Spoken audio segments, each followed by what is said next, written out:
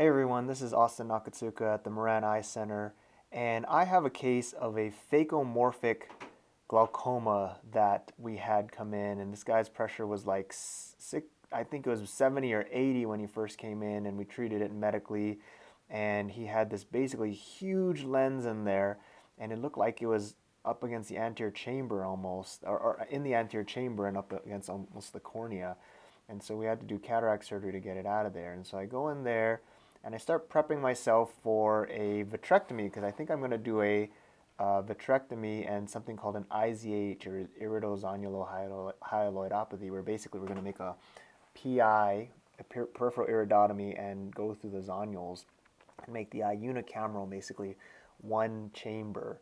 But we got to get this cataract out. So I went ahead and made an opening there in the sclera, about 3.5 to 4 millimeters away. I added subtenon's block there for anesthesia and started my case. Now, the case is a little sped up here, so it kind of looks like maybe things are going just fine, but actually there's very little space in this anterior chamber, and essentially I'm working through very little space here because that lens is like coming through the pupil and it's coming up into the anterior chamber almost up to the cornea.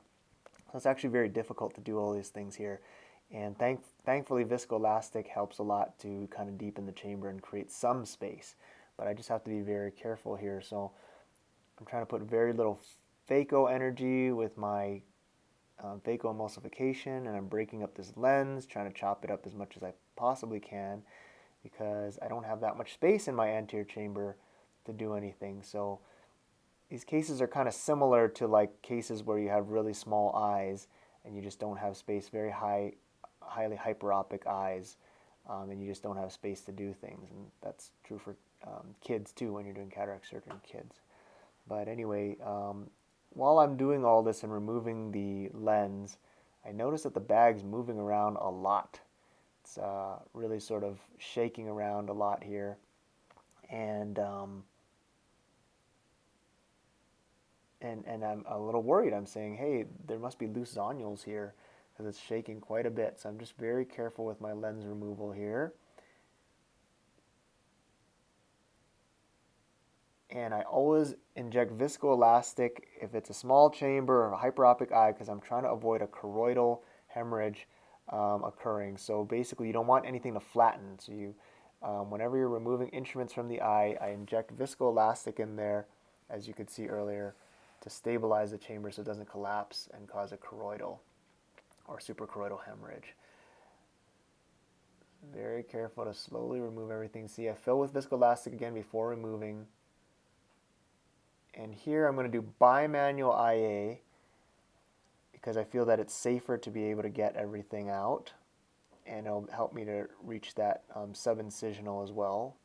But it's just safer, and then I can switch to vitrectomy if I have to. And see, I always inject viscoelastic before I come out. And I'm doing a nice bimanual IA, 2 ports there. My main incision is pretty well sealed, so I don't have to worry about putting a suture in there right now. But you can kind of see, okay, my rhexis is a little off-centered. Well, it's not too bad there, but it's a little off-centered. And that's because there's loose zonules there. I had really identified there's loose zonules all over. So I'm going to put a capsular tension ring in there just to kind of round out that capsule. And then I got to decide what I got to do here. Am I going to go ahead and put a capsular tension segment and suture one in? Or is it stable enough with the capsular tension ring that I think I could maybe put a lens in the bag? So that's why there's so much time between this frame, is because I'm trying to decide what to do.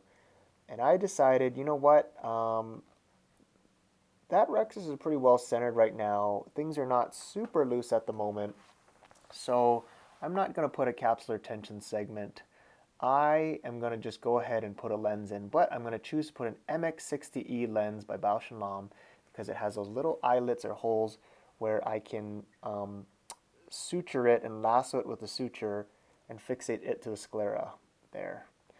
So I did that, but I decided to do an angle procedure as well because this patient had high pressure and now I have an open angle, so I do a goniotomy incisional goniotomy with a Kahook Dual Blade there.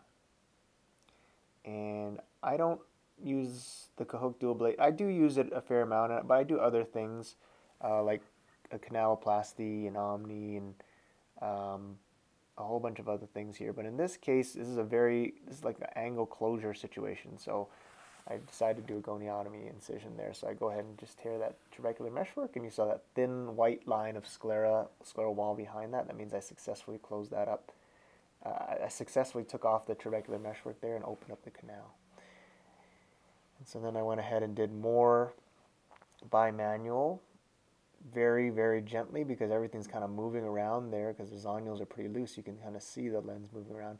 And normally I would go under the lens to remove the viscoelastic, but in this case I decided not to because it was a little loose.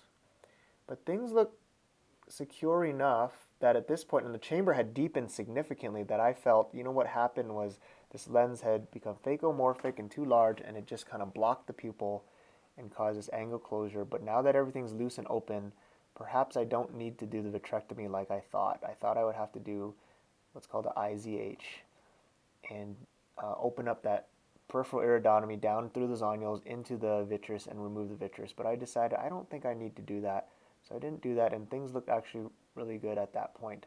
So I didn't do the vitrectomy in this case. But and that solved the issue. There's no eye pressure issues afterward.